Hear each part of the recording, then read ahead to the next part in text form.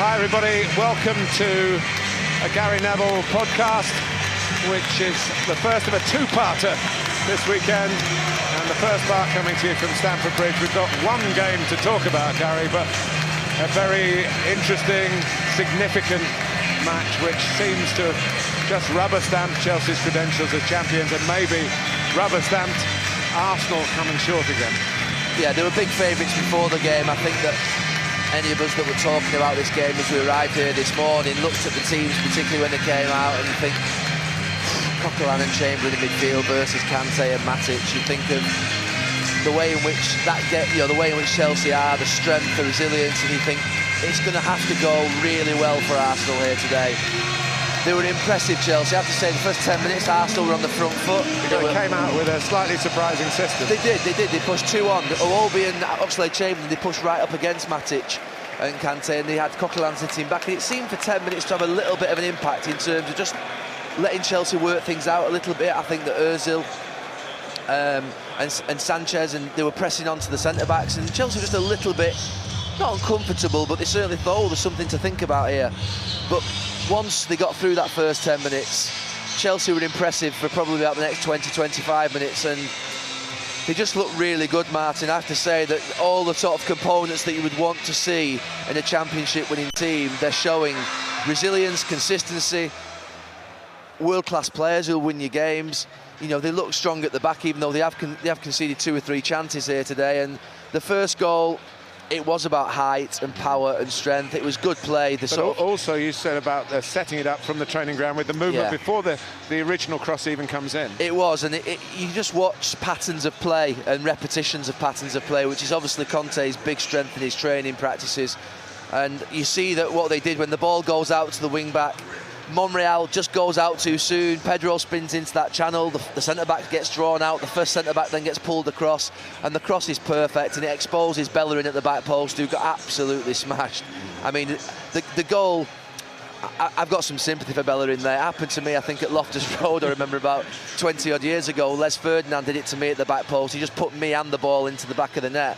He didn't actually on the first one.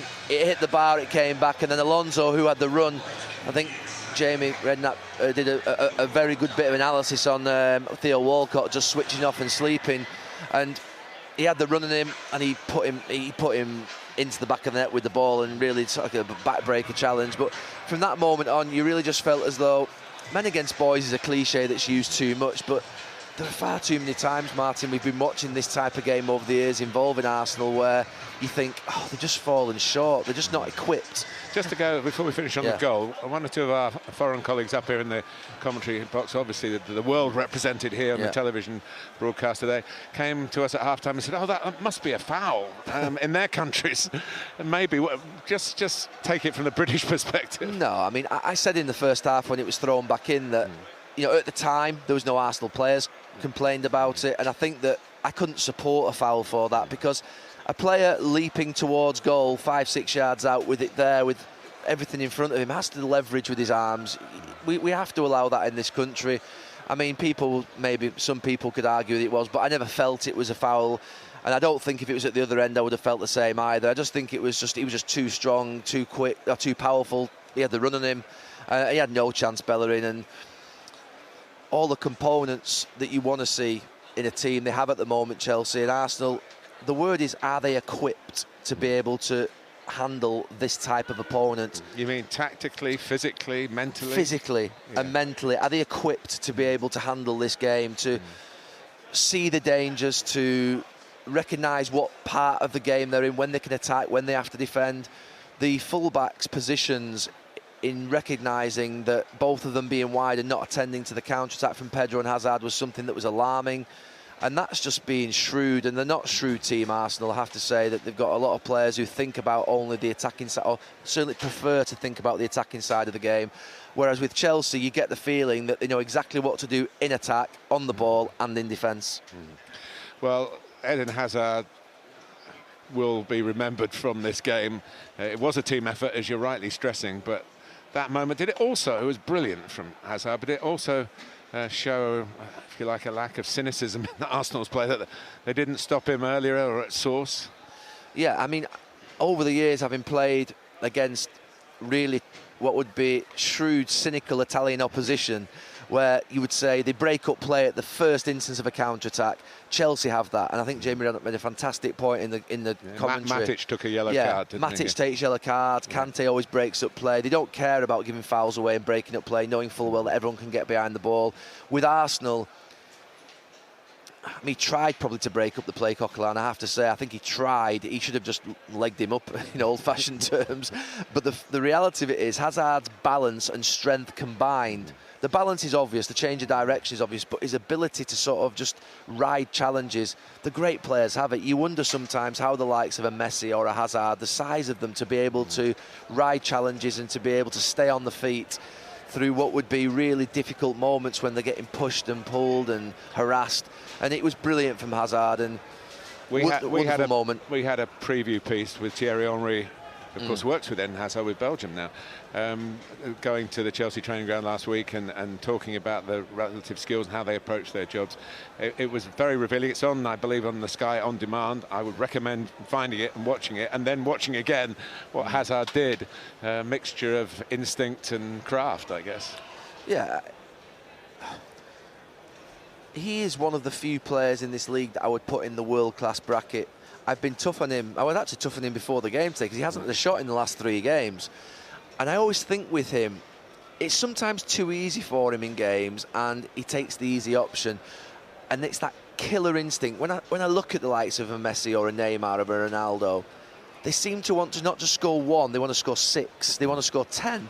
With Hazard, when he scores 1 and he's playing well, he sometimes drifts about in the game looking fantastic and hasn't got what I would call that real killer mentality to go and score that 2nd, 3rd, 4th, 5th, and he's capable of it. And I think that 2 years ago when they won the league, Chelsea, he was absolutely outstanding, and there was that situation there where you're thinking, right, get up into that 25-30 goals a season, Matt, because that's what you're capable of.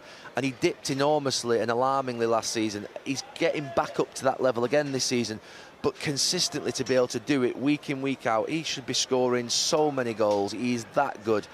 And the last question mark is that ability to be able to do it and have that killer instinct again.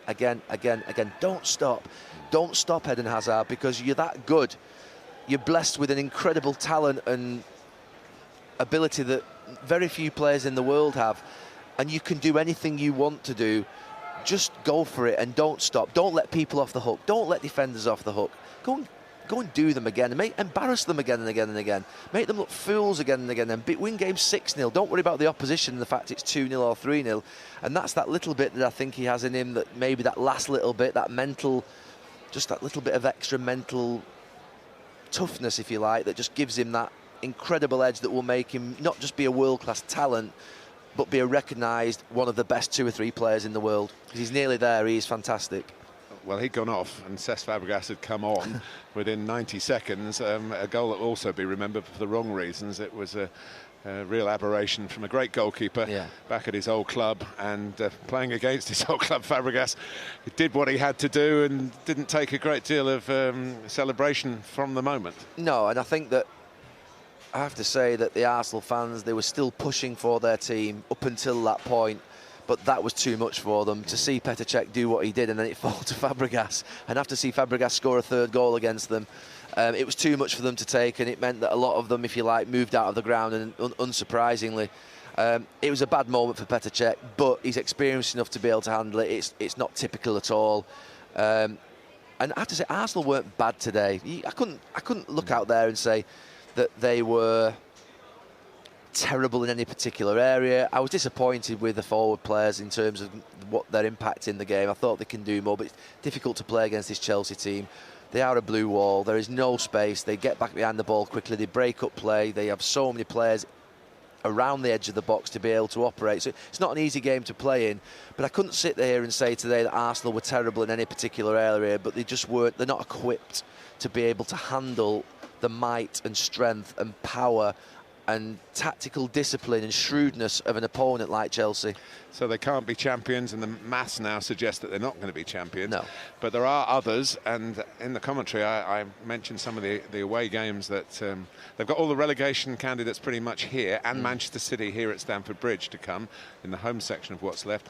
Away they have to go to Burnley, who've got a fantastic home record. They have to go to West Ham, where they lost in the League Cup. They have to go to Stoke, where they were beaten twice last season in the League and the League Cup. They have to go to Everton, who have absolutely mullered Manchester City. And then, of course, they have to go to Mourinho. So, although it's a good day for Chelsea and a very bad day for Arsenal, it's not defining time yet, surely. No, it's not defining. I always think when a team is so far in front, what are the potential pitfalls? What are the problems? Complacency? I can't think of that with Conte. No. I can't see that coming in. One game at a time. Yeah, so you say complacency is one aspect, but I don't see that with the manager that they've got. You would think, can they bottle it? But again, you look at the players on the pitch that they have, they've all had experience of winning leagues, or most of them have had experience of winning leagues, and then you think that John Terry's on the bench, if they were needing that little bit of a stabling, that sort of, if you like, someone to pull them through those difficult moments that will definitely arise. So you can't see that they're going to bottle it. Injuries is the biggest, I think, factor for Chelsea. That if they were to lose Kante, if they were to lose Luiz, if they were to lose Costa or Hazard, or two of them, it would have a massive impact, as it would do with any team if you took two of the best players out. So, to me, injuries is the biggest doubt that I have about Chelsea, because they do obviously rely heavily upon a couple of players, as most teams do. And to me at the moment, that is the biggest danger that Chelsea have of winning the league, is complacency and bottling it. I don't think I can see that within them. It doesn't seem to be fair, that type of team or that type of dressing room. I think that injuries is the biggest doubt. And that usually comes from fixture congestion. They're still in the FA Cup, but it's not going to be something that's going to be too tough to deal with. It's the perfect storm. They haven't got fixture congestion. They haven't got Europa League on a Thursday.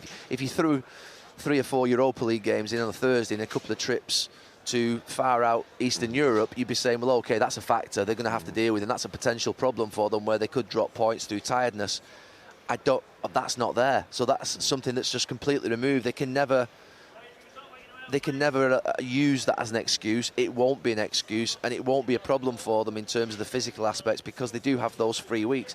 And I do anticipate that because Liverpool now will have 3 weeks as well, that they will probably come back a little bit and will improve. I think they've obviously been challenged in this last month with fixtures, which I think has cost them. Players away, few injuries, having to change the team. So that's cost them a little bit in terms of them being able to be really close to Chelsea, and that'll sort of ease off for them. You know, Arsenal have still got Champions League games, Tottenham have got football, United have got football, City have got things to do in cup football. So for Chelsea, can I think of a time where I've ever seen a team where there is as fewer pitfalls or as fewer problems in front of them at this stage? It doesn't feel like it, because of the fact they're not in the Champions League, they're not in, got massive games coming up in different competitions. I think that they look in a very, very good position. Well, by the time you speak again on the next podcast, after the 2 Manchester games on Sunday, you'll know definitively whether this win today over Arsenal has not just given them 3 points on the Gunners, but maybe some points on the others as well. Gary, thanks as always. Thanks, Martin.